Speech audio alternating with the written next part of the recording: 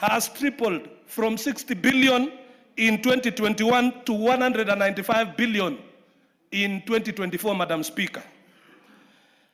Another thing, Madam Speaker, is that it is a fact that the farmer registration into the agriculture system has risen from 300,000 in 2022 to 7.1 million farmers in 2024, Madam Speaker, giving the government a scientific intervention tool to give and supply fertilizer needed for the growth of our food production as scientifically, Madam Speaker. It is also a fact, Madam Speaker, and facts are stubborn, that production of maize has grown from 44 million bags in 2022 to 70 bags in the year 2024, Madam Speaker.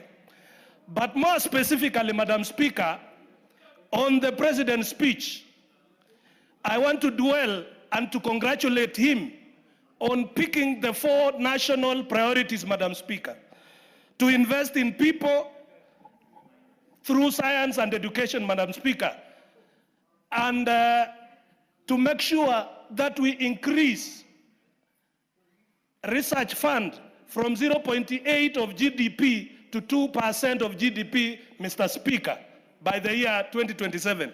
This one will enable us to do scientific research on our crops, including, Mr. Speaker, the new technology that has yielded a lot of coffee called grafted coffee, Mr. Speaker, and all the other researches in wheat and in sugar, where we are looking forward to having cane that matures in 1 year to increase production, Mr. Speaker.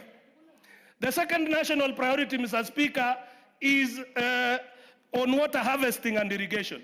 For a long time, this country has depended on the mercy of God, that when rain is abundant, that is when we expect to eat and to feed our population. Mr. Speaker, with the development of 50 mega dams across the country, we will harvest a lot of water and make sure that we put 2.5 million acres of arable land where it has been ignored, Mr. Speaker, in Ukambani, in the coast region, in the northern Kenya, and feed our population, Mr. Speaker.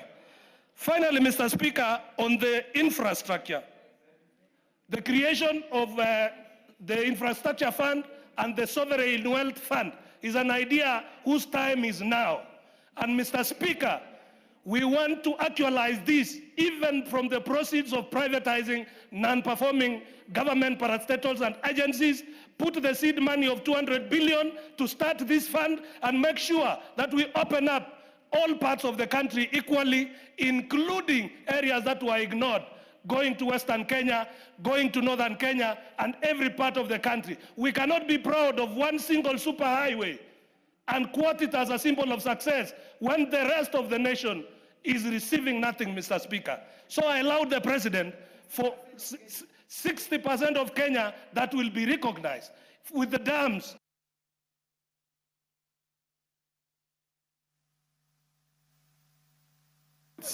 So that he's making a lot of sense. Proceed, Honorable Member. Thank you, Mr. Speaker. Yes. Mr. Speaker, the Northern Kenya has been ignored by successive regimes.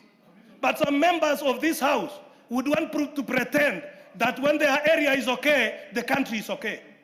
It will not be business as usual, Mr. Speaker. And we have a president who is now open to developing all parts of the country without favor, without discrimination. And that is why, Mr. Speaker, there is no State of the Nation speech made in the floor of this House as important as the one that was made here a week ago, Mr. Speaker. And we are not cowards.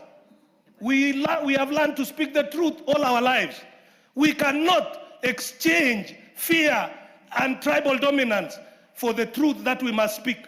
Kenya must be developed, all parts of this country, and the national cake must be shared equally. And this is the dream of the 5th President of the Republic of Kenya, to take Kenya from a third world country to a first world country by developing every area and every corner of this country.